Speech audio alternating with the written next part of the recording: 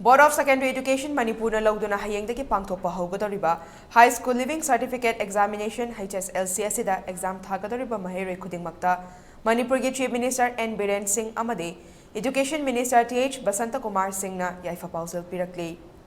Paojel aduda Chief Minister N Biren Singh na hai leibak asigi Prime Minister oiriba Narendra Modi na hai kiba wafambu palladuna exam thariba maheiroi khudingmakna exam gi lanmi oigadabani. Lan gidamak waraba lanmi amagumna oiroidabani exam thabada wakhal leitadaba amata leitana harau nungaina thagadabani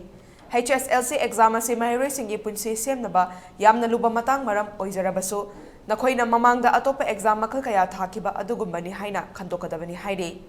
Education Minister TH Basanta Kumar Singh nasu hayengdagi hauduna April 3 fauba pangthokadoriba examination asina lakpada yaipha paojel pirakli Maki paojelda education haibadi thabak phangnabagi gyan lausing tanba adu khakida nate masidi aikhoigi sanglaba khongchata moral khangna achumba lambi khanduna chatnaba pambai amani exam lakle natraga yorakle haiduna pakhatpa tawdana ningthijana exam thanaba maheiroi pumnamakna honagadabani haina mama mapa ama oina amade education minister ama oina yaipha paojel pirakli